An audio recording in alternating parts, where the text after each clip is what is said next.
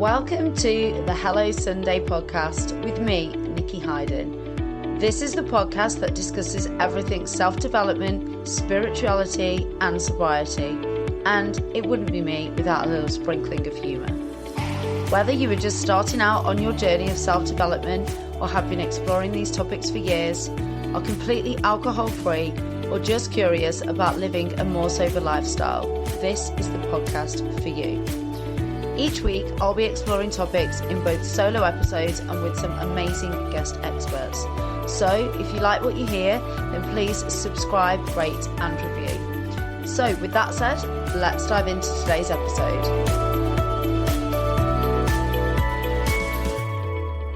Hello, and welcome back to another episode of Hello Sunday. I hope you've all had a fantastic week. We've got a really exciting episode today because, as promised, I have another guest with me. So back in May, in our book club that I've spoken about before, we were doing a book called Fuck You Chaos. And the book was all about decluttering your home, mind and finances. And it promised to help you discover more happiness, calm, purpose and abundance. And I'm not going to lie, it was one of the most well-received books that we've had today in the book club. And for me, it was just mind-blowing stuff. I mean, I'm a huge fan of decluttering anyway. I'm always decluttering and throwing stuff out. And I think in episode 5, if I remember rightly, the manifesting episode, I spoke about it being one of the first steps within manifesting to help shift and allow things to enter into your life. So I thought, who better to talk to me about this topic today than the author of that book, Dominika Choroszko. Am I saying that right? Yes, you are. Yes, you are. Yeah, no, thank you for having me. I'm super excited to have a chat with you and just answer all the questions you have. Fantastic. Well, welcome. It's such a pleasure to have you on and thank you so much for agreeing to talk to me today. I know that this is such a hot topic. I've had so many people asking me when I mentioned about decluttering in that episode, like, what do you mean? How can it help? I don't really get it. Like, how can just decluttering and throwing a few things out here and there in my house, help me to create the life that I want and help me to create health and happiness? So yeah, hopefully today you're going to help to clear some of that up and bring a little bit of clarity to the situation. So you are an Amazon best-selling author. Your book has been sold in 12 countries worldwide, which is just absolutely bloody amazing. Give us a little bit of a background and an introduction into who you are and how you came to write a book on this subject. Sure, no problem. So, I had no background in writing. I actually hated having to write a single paragraph at school, and I was an incredibly messy child. So here is a good start. Well, I guess there is hope for people, right? There is hope. Yeah. I wasn't always organized. I was extremely messy, and my parents really had, fights with me about it. Like, I didn't care whether my stuff was on the floor, on the chair. It's like, yeah, you people clean. I don't care. I don't get me involved in all of that stuff. And then what basically happened? So I was a teenager. I think I was about 17. I lived with my parents and I was dating this boy who I thought was the love of my life. I mean, God, like, we're going to get married, have babies and, sail off to the sunset on a unicorn. It's going to be great. And then I got dumped, which again, it still has nothing to do with the actual decluttering, but that's how it all started. Basically, I was marinating in my misery. I was depressed for about 2 months. And then eventually I just got really, really pissed off. And I just thought, you know what? I'm angry now. I'm angry. Anger is good. Anger is energy. Yeah. Anger is great. Use it to drive. Use it, for something good. But then I was like, okay, I'm 17. I don't know what to, like, I can't really go and start smashing my mom's plates because I don't think she would. I don't think she would appreciate it very much. I don't think she would like me very much. So I was like, right, okay, bin bags. And I just, kind of marched into my room. I was like, right, I'm going to take it out of my stuff because at that point I was like, okay, I'm 17. I still have soft toys that I played with when I was like 4. I haven't actually played with them for a long time, essentially. I had clothes that I just kind of kept because I liked them. Like it reminded me of some, good times from childhood, like a holiday or something, but I couldn't even fit an arm in that thing because obviously, I've grown up since I was 4. So I just frantically started to chuck things away. And like the more I started chucking, I was like, wow, this feels great. I feel like a superwoman, like it's great. And actually, what it kind of showed me is how powerful decluttering really is, because that extra energy that I got from that experience, like I felt so energized and free, and just the air was suddenly clear in the room, like something has shifted. And it wasn't just that one day, like it actually stayed with me after I've decluttered. Like I was like, whoa, I feel like a new chapter in my life just started. Like, what the hell was this? And that's how I became really like protective of my space. I was like, whoa, okay, mom, like don't leave a mug, like don't leave a cup of tea in my room. Like, suddenly things started to change. And I was the one obsessed with like, okay, yeah, leave my space alone. It's my sacred space. It's my temple. So that's how it pretty much started, and I just experienced the value of it for myself rather than parents telling you, oh, you have to do it because I want you to do it. I just sensed how good that feels, and I saw the benefit myself. So that's how it all started. Yeah, I think that's the thing as well. When you're younger, your parents will tell you to do so many things. And even if deep down they're right, you'll just rebel against it, won't you? And it's only when you experience it for yourself that you'll actually want to move forwards with it and want to sort of take it on. So 17 years old, cleared all your stuff out in pure anger, really. Sounds like it did you a huge favour.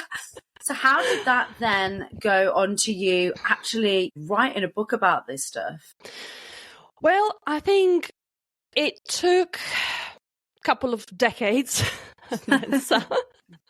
for me to get to that point. But essentially, so at that point, actually, my passion was ballroom dancing. I did that it was pretty much the most important thing in my life. I was always very kind of artsy. I like to express myself. And, I was kind of a bit of a free spirit like that, 9 to 5.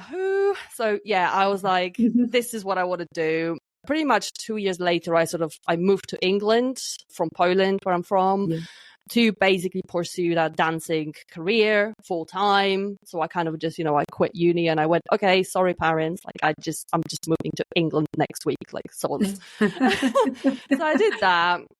And obviously, that whole thing, it's all about beauty aesthetics and, so that's what kind of attracted me to it. And then that ended and I sort of didn't really know what to do with myself. I was like, right, well, now what? And I've been really looking for that feeling, like that creative fulfillment ever since, because then obviously, yes, well, I had to make money. I had to like go to work and do stuff, but it wasn't necessarily what I wanted to do. And even if I did something that like interested me or whatever, like I still missed that creative kind of vibe. And I just started speaking to people and people were telling me like, well, you're so good at this organizing stuff, like just pretty much anything. Like, your home is pristine. Wherever you live, you've lived in some shitty shared houses. They've always been pristine. You had your own place. It's always been nice. You're the spreadsheet girl at work. So the organization kind of, it's not just the home, it's like other areas. You've done so much like mindset work. Like you've got such an organized approach to pretty much anything. Why don't you just like create like a course or something? So I thought, okay, there's something to it. I enjoy the topic.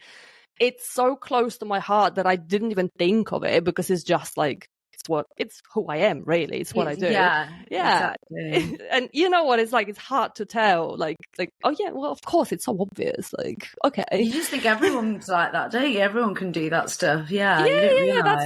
That's literally it. So that's like, I was telling people, I was like, oh, come on. Like, but like people know how to clean. And like, my friends like, well, no, not everybody knows how to start, how to approach. So, like, do like a course or something. So I started writing an outline for the course. And that was pretty much my intention. But then for some reason, I remember that day I was having my hair done at the hair salon, and suddenly out of nowhere, this lightning bolt of inspiration just suddenly hit me. I was like, oh my God, I could combine all of these areas, like, you know, the home, the mindset, the finances, diet originally was going to be included in that as well. And I can just, you know, there is a common theme, like the way to organize things, like the approach and everything. So I can just combine it and like put it all in one book. I can just write a bloody book. I can be an author. Oh my God. Because especially, you know, like I told you, like when I was at school, it was just such an aspiration for me. I was thinking it must be so cool to just write an entire book. Oh my God. Like, you know, like when, like, it's just so impossible, especially from someone who like hated writing a paragraph. So I was like, exactly, right, okay, this is what I'm doing. But by the time I got home with my shiny new hair, I was like, oh, well, who are you to think that you can write a book? You're not an author. Doubts, you know, oh, they've crept in, they spread the tentacles, and my confidence just got flushed in the toilet. And I was like, okay, well, obviously I'm not an author. So like, yeah, I'm not going to do this. And then I think clearly universe really wanted me to write this bloody book. Like literally a month later, maybe, I had a GP appointment over the phone. And this woman randomly happened to be a life coach. I mean, how many NHS GPs do you log into and speak on like Livy app or whatever? And they're like, oh, by the way, I'm a life coach. I'm like, okay, this is like, oh, wow. I was like, this is really creepy. This is really weird. But okay, let's just go with this. So even though I kind of called with like a skin problem or whatever, somehow we started talking about my life and my creative blocks. And I was like, okay, this is like mad, just weird. Getting your money's worth. Honestly, like, and we actually, you know, they always give you like a 10-minute slot and be like, okay, right, I will write you a paracetamol and just like go and paracetamol will fix your life and your creativity or whatever, you know? So that's how it kind of started. So like, you know, we sort of talk for a good half an hour to 40 minutes about like my creative blocks and like passion in life and whatnot. And I just kind of, after the session, I was like, okay, this was really odd that it happened. I'm just going to check this woman out. And I found that she actually had a book. And I read her book in one afternoon. And honestly, I just wasn't impressed at all. It was very clearly self-published, but in a very like, you know, I just pasted something from a Word document and published on Amazon. Put no effort. But the thing that struck me the most is that she had some really great reviews on Amazon. And I think that's what helped me with my confidence, because it made me realize, I was like, do you know what? Not everybody has to be, you know, a New York Times bestseller, God knows what. There are just different perspectives that resonate with different people. So it doesn't matter, you know, somebody might read my book and think, okay, it's a piece of shit. And other person might read and be like, do you know what? This is the most helpful thing that I read. I needed this, because it's all about perspective. And that's what kind of got me to think, okay, you really need to give this book a go, because you're not going to be perfect. Perfection doesn't exist. That doesn't mean that you can't be helpful. So essentially, you know, long story long, that's how it happened. I love it. And do you know what? It actually reminds me of, I think it was Fran who runs the book club. She was talking about Amanda Francis's course that was like thousands of dollars, and she'd shot it on like basically like an iPhone outside with like the sea in the background, and they could barely hear what she was saying, and people were absolutely raving about this course. And I think a few people had said like that just inspired them to just go for it, because it doesn't have to be perfect. If the content's there and people are interested in the topic, then they'll resonate with it and they'll like it.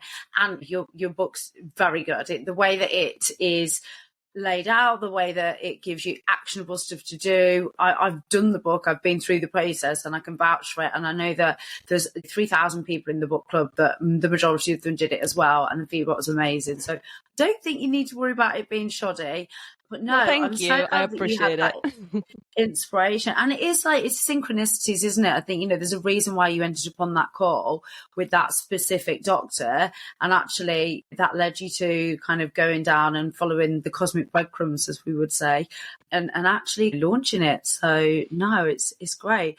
And the one thing that I really love about your book, which actually is so different, so I've done a few like Marie Kondo and, you know, like the general kind of decluttering and tidying type books that you find. But actually, I've never done one that looks at all different areas and applies the same process to like finances and like digital, social media and your home. What was it that kind of inspired you to bring all of those areas together? I know you just mentioned that initially you were kind of going to bring diet into it as well. What was it that made you not want to keep it just a pure home and tidying book? Well, I think the three areas are very close to my heart equally, because I think it's almost like a chicken and egg situation a little bit, because I was even considering to start the book with the mindset part, because a lot of the tips that I would give to people who want to declutter would actually, you know, rather than, that's why I hate checklists, you know, like rather than giving someone just a checklist, like, oh, open the cupboard and like, you know, if you have 10 mugs, chuck 9 or whatever. It doesn't really work because it's a very blanket approach, but people are different. And I think the mindset and like what's in your head, what's driving you, the thought process is what needs to sort of be almost fixed first. I mean, depends. Everyone is different. In the end, I decided to do the home part first, but everything is intertwined, essentially. If you fix your mindset, that can help you sort of your home. If you fix your home, that can clear out the physical space and actually create more mental space and clarity to do something else. And so that's why I picked these areas. And finances, again, were very close to my heart because originally, so when my dancing career kind of ended abruptly, I found myself very, very, very freaking poor. Like very poor. I think, you know, the kind of average I was earning at the time, and we're not talking like a long time ago, it was like 2009, 2010. It was £500 a month. That's what I was getting paid, sometimes £450. Not a lot of money that you have to survive on, right? So I had to figure out, right, like how do I make this money work for me? Like really stretch, because I didn't have anybody to kind of pay for me. You know, I had to like basically go and rent something, eat something, a transport every now and then would be nice instead of walking, you know. So it's basically figuring out like how do I make this work for me? Obviously working on increasing the income, but in the meantime, what do I do with the little money that I have? So obviously then the organized approach to like spreadsheets, apportioning things and all of that stuff really was my savior, right? Because I knew I had to know exactly where each penny goes, because otherwise I would be in deep shit, which I didn't want to. And it's something a lot of people don't know how to do, and they bury their head in their sand a lot with, I find, with finances. So having kind of a clear process or clear guide to look, do this and do this. And, you know, I know the feedback from just the book club alone was, oh my gosh, I didn't realize how freeing just clearing my home could be. And it helped with my mindset. Or I didn't realize how changing my mindset could help with my finances. And it all did tie in together. Describing it as chicken and egg scenario is exactly that, because I think for some people, one of the areas helped others and, you know, other areas helped others for others. So yeah, it's very personal, but I don't know anybody that couldn't benefit from all three of them, to be honest. So if somebody was wanting to start with decluttering, let's say they have never done it before, it's not something that they're familiar with, where would you tell them to start? What would be kind of your top tips for somebody who's feeling overwhelmed?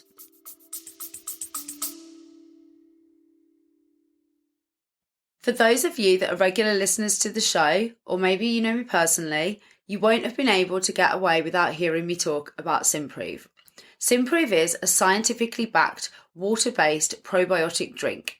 You drink it daily and it has been scientifically proven to help with things like bloating, IBS symptoms, pain. It was actually a dietitian friend of mine that introduced it to me last year, and I honestly wouldn't be without it now. It's helped with my energy, with my bloating, it's helped with my immune system, and also things like my skin. The list is honestly endless. Now, I have got a code for you.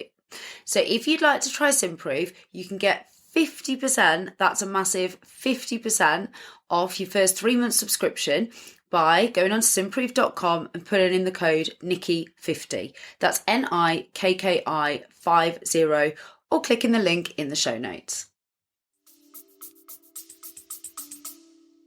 Yeah, so I think personally, I would divide it into kind of psychological tips versus practical tips. Okay. And I would actually, first of all, just look, instead of just, diving straight in, getting overwhelmed, I would say, number one, just get really excited about it. And for that to happen, you need to make sure that you really want it, because it's kind of like, when we were talking about my childhood and when my parents were forcing me to do stuff, obviously what you want to do is rebel. It's like, well, I don't want to do this. So you really, you need to want it. And for you to want it, you have to have a good reason, right? So it could be something like, oh, well, I want to declutter because I just got divorced and I've got a lot of crap from my ex-husband lying around and I feel stuck. Even though, I want to move on, but I'm feeling stuck because, I don't know, I found his pants in my drawer the other day. So that needs to go. They definitely need to go.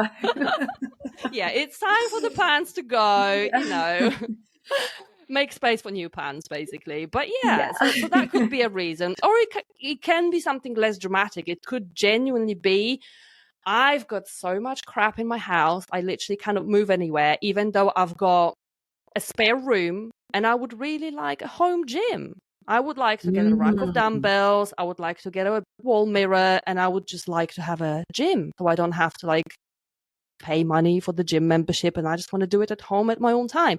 So whatever it is, make sure that it really excites you. It has to be personal to you. It's not about a checklist. It's just to make sure that that it's personal. Number two, I would say, and this is kind of where, for me at least, decluttering and spirituality goes really kind of hand in hand together. Obviously in the manifestation circle, people talk about detachment, right? But people talk a lot about this, but really, it's probably the hardest part of manifestation. Definitely. Oh my gosh, so much. Yeah.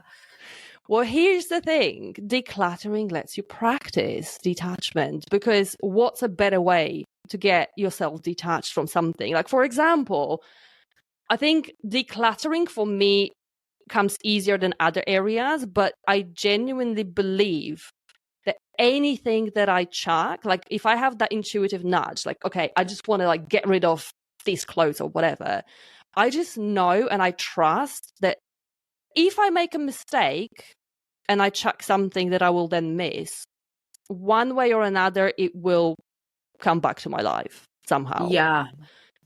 I will always have enough, essentially, because I think a lot of the reasons why people keep stuff are psychological. So it's either attachment because of memories, or because you think it's a waste of money to chuck something away. But actually, well, it's not really. You've already spent the money, and if you're not going to use it or like it, then it's very much you have to practice the detachment.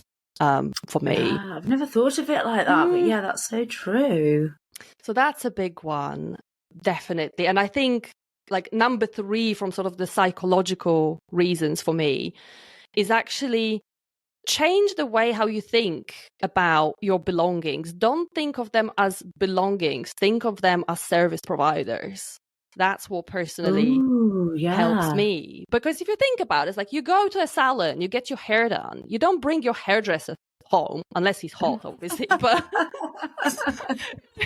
I've ever done that, no. You wouldn't put him on the shelf and be like, oh man, just sit there. Just because I paid for your service, you have to sit there forever, for a couple of decades, until I'm bored, And same with clothes. Say, I don't know, you've got this sweater with 10 holes in there, but you just can't let it go because you have good memories. Okay, well, that sweater fulfilled its service. It paid its duty. It's time to kind of let it go. So before all the buts start to kick in, whatever that intuitive nudge is for you, essentially, it's right, okay, the service has been fulfilled, and now it's time to let it go. Just go with it before you start questioning, because intuitively you will most likely know what to kind of chuck.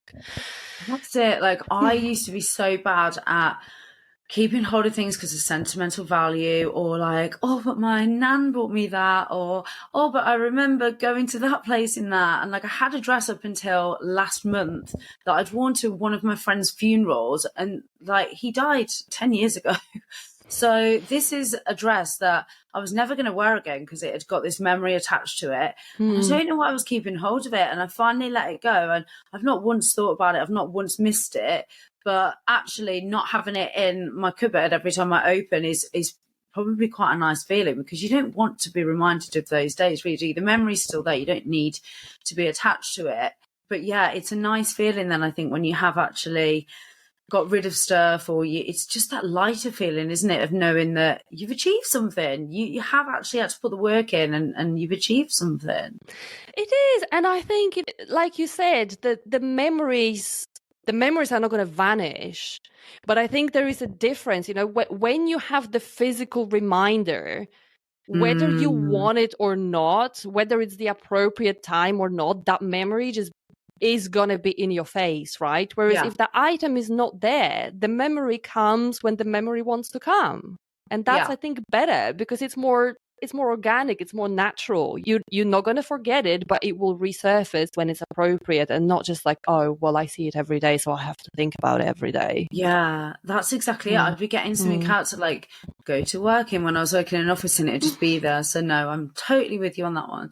Now, I've seen some of your hacks on your social media for like practical ways to declutter, and things that you can do, and things that you can like upcycle and recycle, and ways to declutter. But for anyone that hasn't, what are some of the like practical decluttering tips?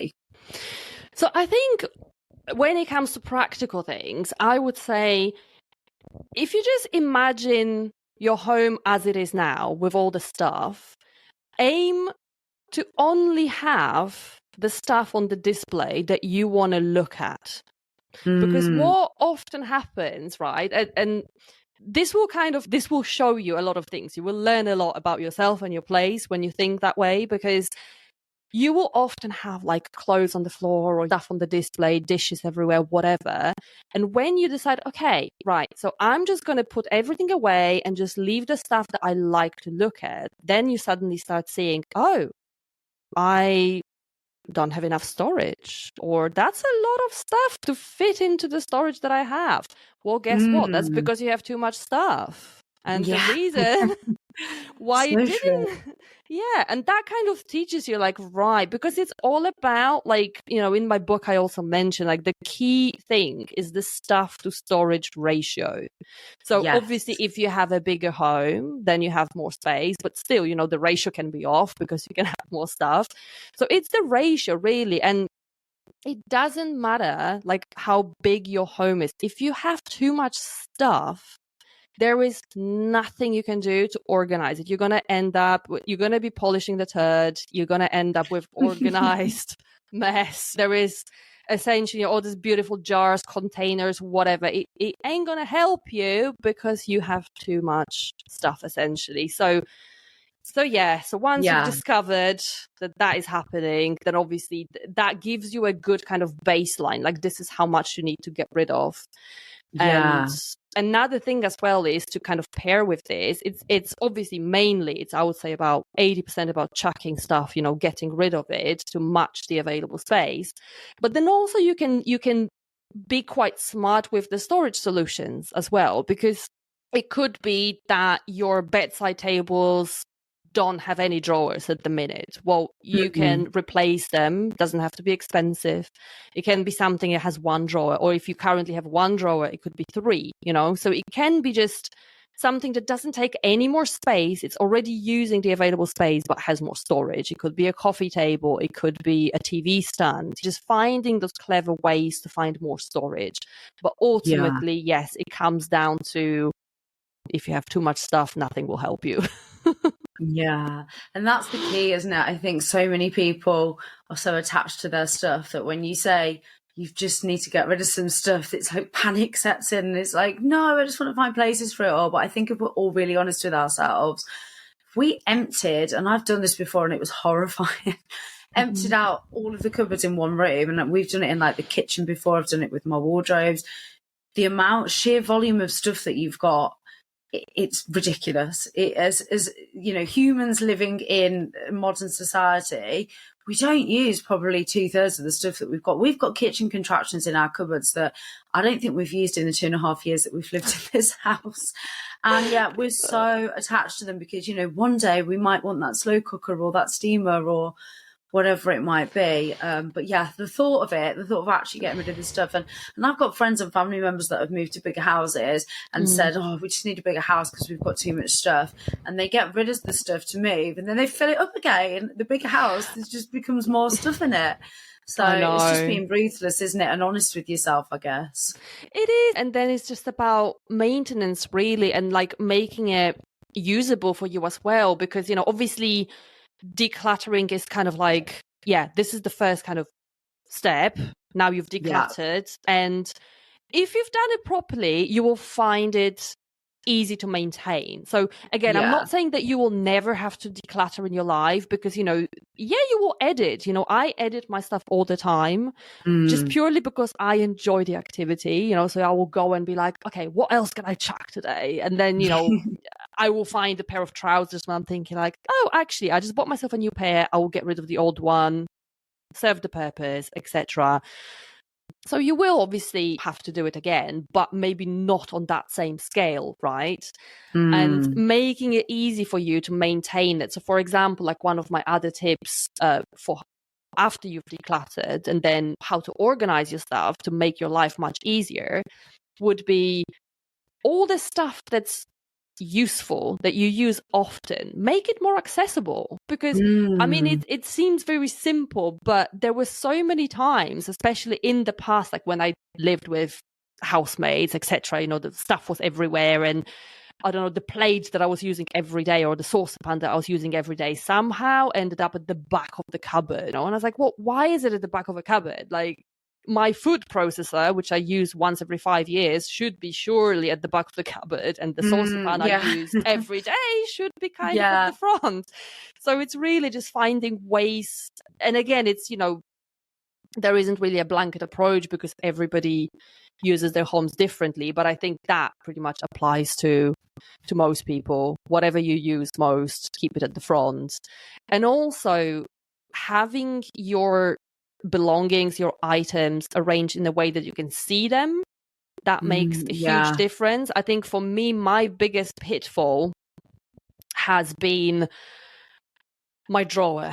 So my t-shirts and jumpers and all of that stuff was neatly stacked on top of each other. And, you know, obviously I did my like weekly cleaning back in the day and everything was jolly. And then a couple of days later, it was like, couldn't find my jeans. So I had to chuck everything and I didn't feel like folding it again. And then it was just really messy. So on the surface, everything looked pretty and clean, but inside it was like a bomb exploded in there. And then I was like, I know that one. But that's when, you know, just a different way of folding. I just thought, okay, well, if I fold it like, you know, in the filing system, so basically just so I can see it, you still fold it pretty much the same way, maybe fold it one extra time, but instead of just putting stuff on top of each other, just put it in a file system. And then suddenly, I see all my clothes. I don't need to make anything explode. Life's easy. Yeah, that tip literally changed my life because there was stuff that I hadn't worn from one year to the next because it was at the bottom of the pile and you just naturally go for the stuff at the top. Yeah. And so now folding it so that I can see it all.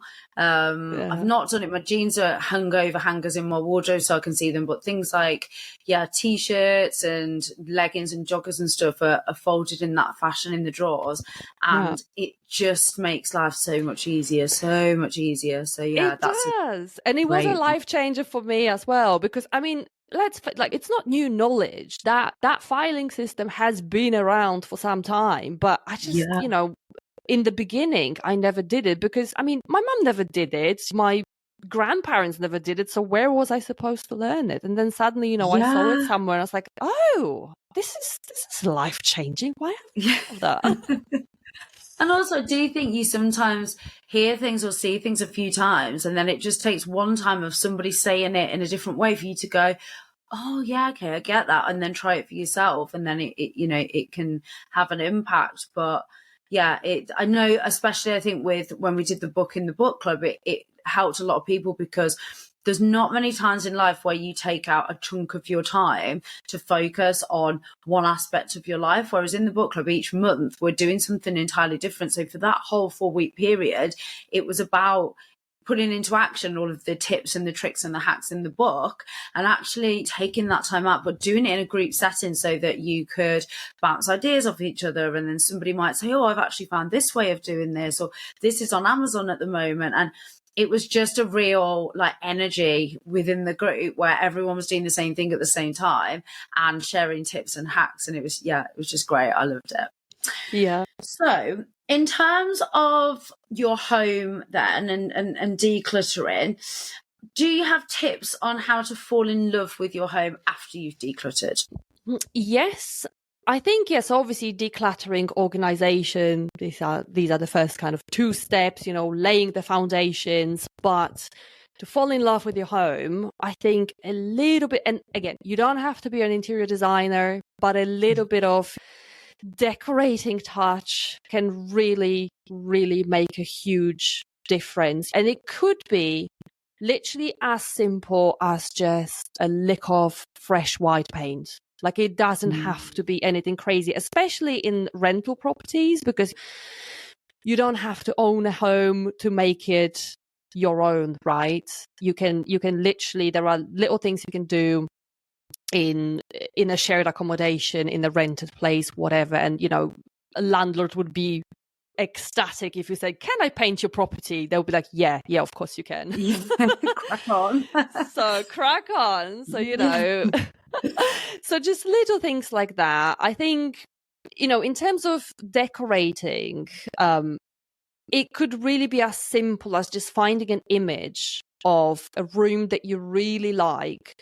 And of course, it's not about feeling overwhelmed and, getting hung up on, oh my God, I need to make my room look like this, because it can get very stressful, right? Like, I like using images as an inspiration, but I never let it kind of get to me, because, with social media, with everything being beautifully polished and perfect, it's really easy to kind of feel like it's really daunting and it's never going to look like that. But if you just take little elements and say like, oh, I like this color combination, for example, then you can use that as an inspiration and make it work for your home. So you could be like, oh, I love these curtains. What goes with these curtains? And then just little things like that. So we're not talking about, okay, I'm going to start knocking down the walls and spending, tens of thousands of pounds.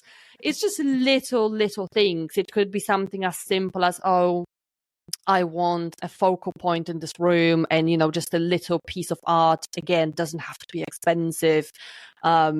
You can find an independent kind of person, like a small business that you can support, get some artwork. You can get something from a big discount shop, whatever it is. It could be a flower pot. It could be a house plant. So just little things that kind of linking back to what I said before about displaying the things that you really like looking at. Like, that really should be the only things on the display. And here it's basically a blank canvas for you. So now you've got this blank canvas because you successfully decluttered. All that crap is gone. Now you can make it your own. So really, that's that. And I think another thing that goes overlooked quite often is just fixing like those tiny little things that just annoy you. And, like in the past, I've had those things, like I moved to a new rental and I was like, oh, there's a loose door handle. And every time I lock the bedroom door, I'm like, okay, I need to make sure I have a phone with me, because if that gets kind of like locked, then I'm stuck in my bedroom forever. And that's not really like, how I want to go. No. So not ideal. It's less than ideal. So yeah, little things like that. Doesn't take much. Just, get a screwdriver and tighten it. Or like, I think I've mentioned like a toilet seat, like little things. Like, there are so many toilet seats I've seen that have cracks that really, like, when you sit on it and it pinches your butt. Not a good start to your day. No, not a good start to your day. So just little things. And obviously, again, everyone is different. You know best what annoys you. So these are the things that you need to like Yeah. just It's address. really funny because my husband went on a stag do in the spring and he was away for like 3 nights, I think. And my friends were saying like, oh, what are you going to do with your weekend? You know, you're going to go out. I was like, no. And I spent the whole weekend doing exactly that, just like touching up walls that needed to be, like our bedroom wall needed completely repainting because there was like cracks in it and stuff, and just going around the house and just touching everything up. And it just made such a difference to how I felt about the house. And also it was things like you'd start the day off in like a bit of a uptight bad mood if there was things that were like constantly pissing you off and, you know, getting in your way or stopping you from getting ready properly, like you say, like loose cupboards or loose handles or things that just irked you. And it's just not a good energy to be starting your day in, is it? So just spending those couple of days doing that was like, I mean, it was my idea of fun, but oh no, listen, I'm with you. Like, I mean, I think you know me by now. It is my idea of fun too, you know. But no, but even if it's not your idea of fun, I think that the stuff that comes out of it is worth it. You know, it's worth that 48 hours of like putting yourself through things that maybe some people don't see as being fun, but actually, you know, the change of the energy in your home afterwards, and just the change of like the wall just was just a million times. I mean, I painted it the same colour, but it was a million times brighter and better because it was a fresh lick of paint. And now every night when we go to bed, we're looking at that wall. So it just made sense to do it. Exactly. And even like, yes, of course, you know, whilst you're doing it, I know, you know, it's effort, it can be hard, whatever. But like you said, it's an investment in your future, right? Because then the energy you're freeing up by not being pissed off, looking at something that you hate. So I was telling you before we started recording that I decided, why don't I just plaster my ceiling?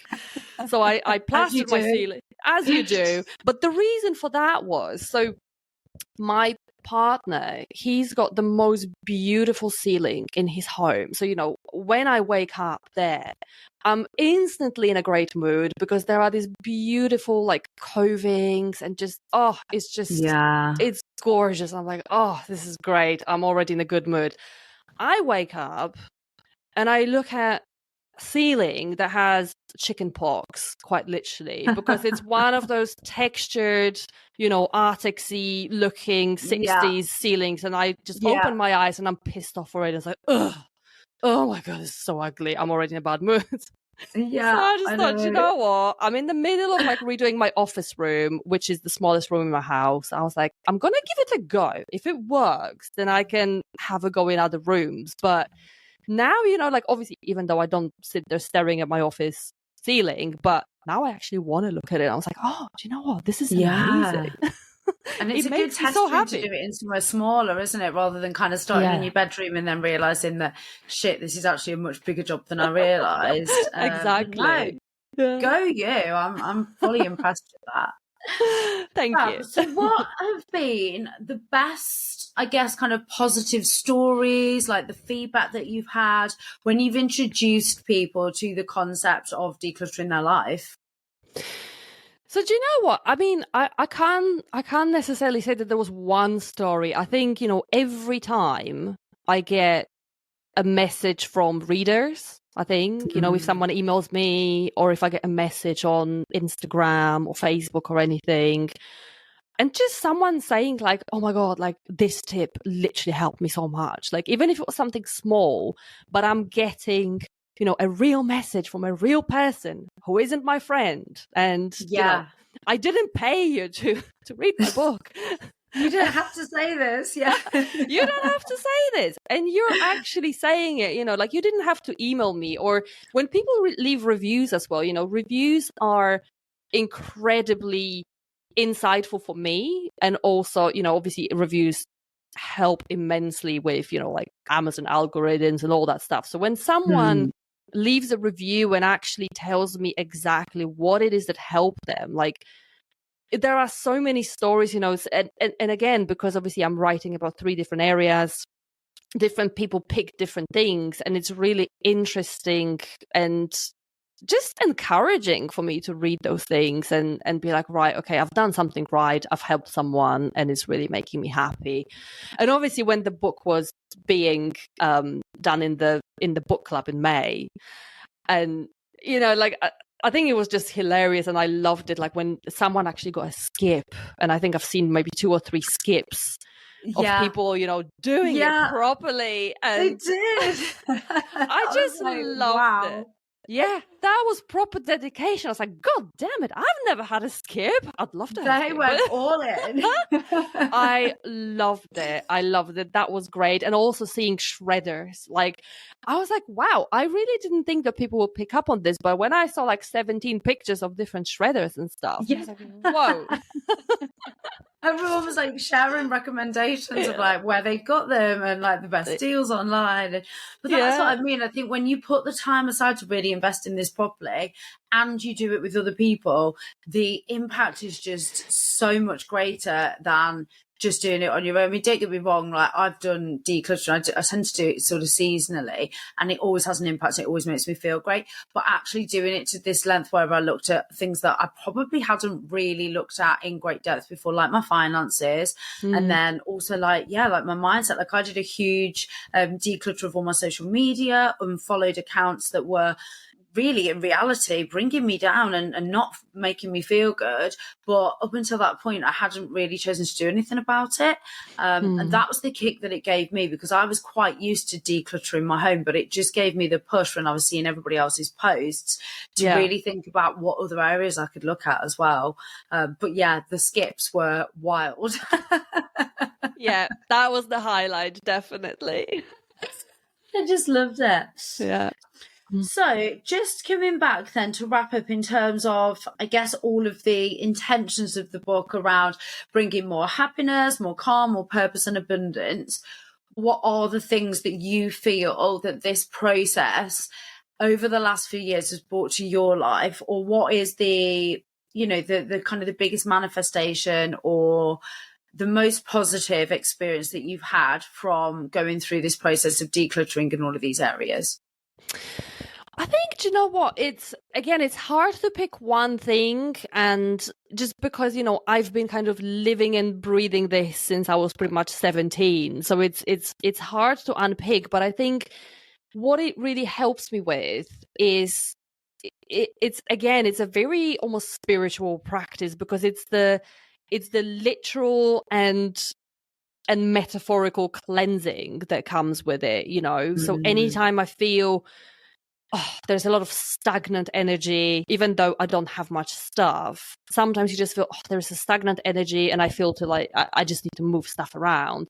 I will sometimes quite literally open the drawer, chuck everything out, hoover the drawer, just spray it with something nice, make it clean, and instantly I feel like, right, I'm more energized, I'm happier, I'm ready to conquer the world.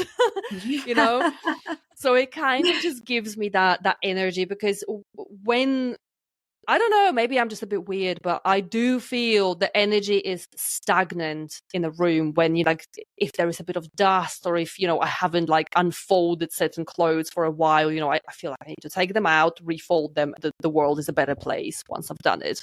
So I can relate. It's a little bit sort of interlinked with feng shui, isn't it? In terms of, the energy and the movement. And I'm the same. I think my husband and friends think I'm crazy, because Friday nights are normally my cleaning night. And when I clean, I'll often find myself decluttering. And it's not because I'm a saddo and love to stay in on a Friday. It's just because I love that feeling of waking up on a Saturday, feeling like I can take on the world and I can do anything. And if the house is a mess and there's things everywhere and there's stuff that I've meant to throw out or take to the charity shop all week and it's still there at the weekend, it does bring my energy down. So no, I can totally relate to that. Yeah, 100%. And I think also if you pair it with an intention of some sort. So I think, so one of my kind of biggest dreams for a very long time was to be able to buy a house on my own. Yeah, that was a really big dream, because I've lived in so many house shares in the past, so many shitholes. And, I've lived with a partner before, long-term relationship, and that didn't work out. And I was like, do you know what? I just want peace and quiet. I just want everything to be on my own terms. If I want to get into a relationship with someone, it's not because we're stuck now because we live together. I want to have that choice.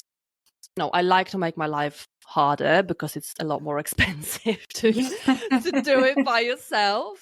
But that was my big dream. So, and obviously, at some point, I'm 38 now, but when I was 36, so a couple of years ago, I started to kind of really think, right, I feel like the time is coming one way or another. I don't know how I'm going to do it, but, I started kind of like looking at my home and be like, right, okay, so what would I wouldn't want to take this thing with me. I wouldn't want to transport this, or that piece of furniture can go, whatever. So I kind of started thinking about those things as if I'm already sort of moving, shall we say.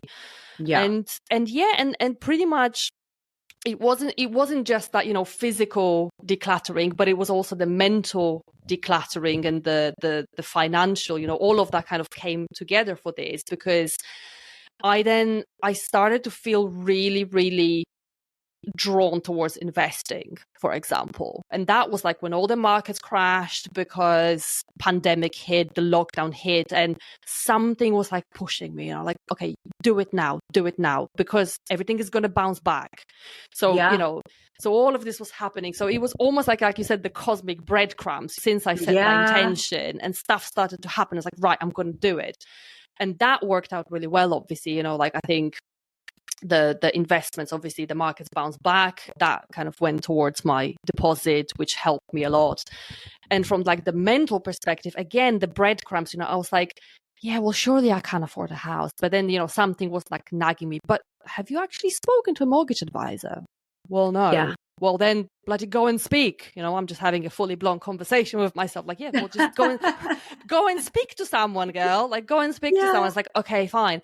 And then after this, I was like, oh, okay, things are not actually that bad. I could actually afford something. So let's start looking. So it basically, it started with just me kind of setting that intention. Like, yeah, I'm not going to take this with me when I move, to actually calling a mortgage advisor, to actually then looking for places. And it all was kind of underpinned by that nagging feeling that I need to get on with it now. And believe it or not, like, I think I bought my house literally 3 weeks before they started pulling out the offers because of the interest rates and all of this. And then also, and I think that's probably the creepiest manifestation that ever happened to me. So so bear with me. But what happened essentially was I had a very difficult seller. And at one point she demanded like an extra £1,200, like for different things. Like, oh, I'm now charging you extra for carpets. Oh, now, she refused to pay some insurance or some stuff. So basically I was billed for like an extra £1,200. It's like, for Christ's sake, like, I don't really want to pay it. I don't want to do it. Like, if only the money just like appeared from somewhere. And this is the creepy, weird, the weirdest thing that ever happened to me. I got a check through the post from a company that I never had any services with. I'm not going to say who they were, but next thing I might ask for it back. Yeah, but they basically, I was in contact with them about something because I was considering services with them, but then I changed my mind, whatever. I got a check from them. Literally, like, where you tear off the check and then you've got a page that says like what the check is for. It was left blank. And the amount was £1,210 or something like that. No. I kid you not. It's just meant to be.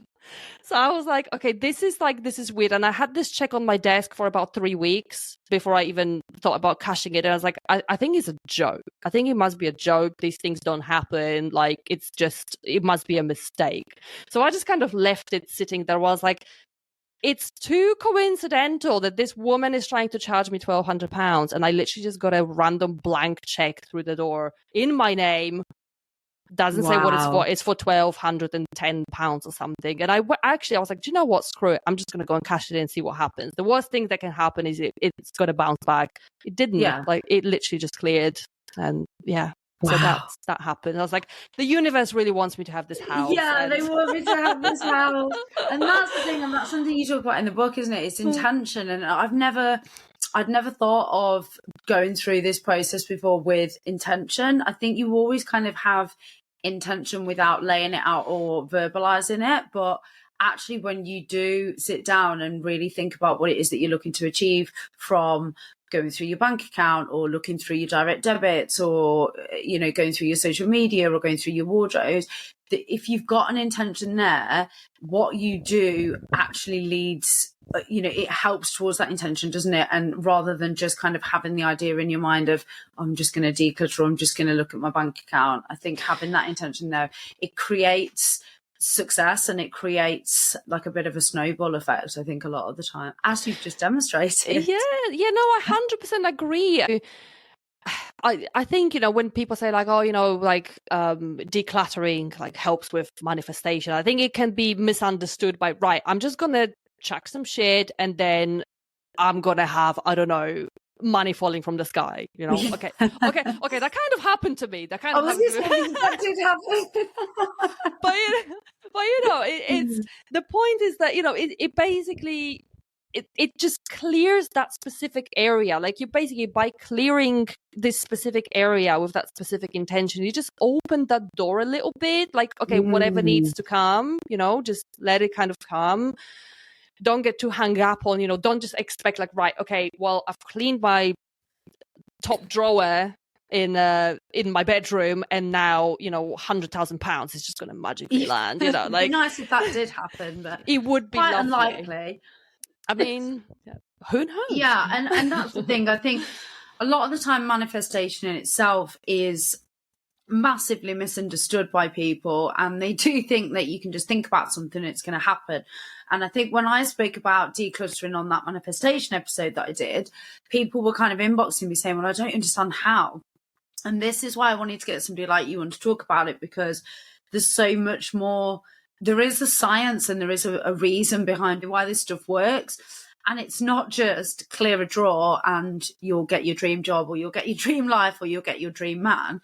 But it's the creating space and setting the intention, isn't it, behind actually what you do want to manifest. Yeah, exactly. And I think, if your intention is to, I don't know, maybe have a different job and you've got all sorts of stuff reminding you of your old job, at home, like stuff that you don't really need or use. I think for me, it's, the way it links to manifestation is essentially by just letting go of stuff. Because by detaching yourself and by letting that go, you simply just make space, like, energetic space and quite literal physical space for new things to come. So it's almost like saying, oh, I want a new pair of jeans, but I have no space to put it. Well, if you get rid of a couple of pairs, you're going to have space to put it. And the same way, if you still have some stuff from your marriage lying around and you've been divorced for 20 years, then you energetically, you're still being sucked into it, even though you may be over it, but you see it every day and you're being sucked into it. Then it's all about clearing and making space for whatever other better things want to come. It doesn't necessarily mean that you have to know what that thing is.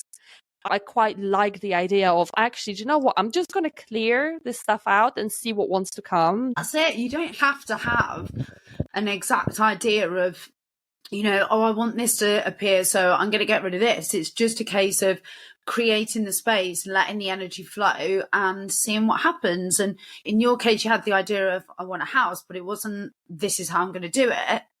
But the universe had a different idea how it was going to appear. And, you'd have never in a million years thought, right, I'm going to clear this stuff out and then I'm going to hope that a check appears from a random company that I've never actually even worked with.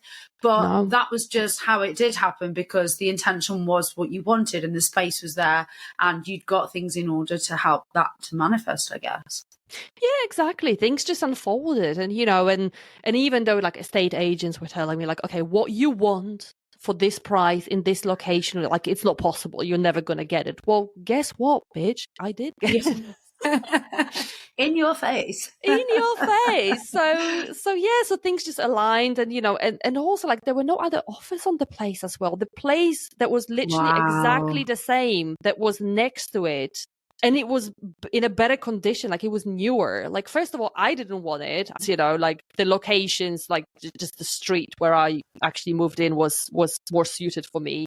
And other people didn't want to live where I wanted to live. So it just again shows you that just because we live in cost of living crisis and property crisis and God knows what, not everybody wants the same thing. And, somehow I was guided towards this place and, we all worked out. But so, the magic happened. I love it. I love stories like this. So for anybody listening I'm sure there's going to be lots of people now that want to read the book. It's called Fuck UKs. Now, I know when we did it in the book club, they were struggling to find it without searching your name. I searched it earlier and I could find it now on Amazon. So I think they've been a little bit more lenient with the swear words, maybe. Oh, God, the profanity. How dare you put the F word in there? And I think you need to put the asterisk on Amazon, and on Audible, actually, there are 2 dashes. So it's not even one word that got obfuscated. Really? It's 2 words. And I was like, oh, come on, people. But anyway, we can leave a link to Amazon if that's easier for people. I will pop a link in the show notes. Yeah, absolutely. And then for anyone that wants to find you on social media, let us know where they can find you. Yeah, so it's my handle is the Organise Introvert. So that's where I hang out every now and then. And if you want to email me, or if you have any suggestions of what you would like to see, if you want me to create a course, I'm quite flexible. You wanted an audiobook, you've got an audiobook. So what else you want, you can email me. I'm on dominikachoroszko.com, which again, I know my name is not the easiest, but I can leave a link. I'll pop it in the show notes again. Don't worry. I'll put your email down there. But no, thank you so much. It's been such an interesting conversation. And I'd highly recommend to anybody that's interested in this topic, go and get the book. It's got some really actionable insights in there. It's got stuff that you can work your way through and it will have an impact. So thank you so much. No, thank you so much for having me. It was great fun talking to you. Thank you. Thanks for listening. You can find us on Instagram at HelloSundayPod, or you can email us on hellosundaypod@outlook.com. Have a great week.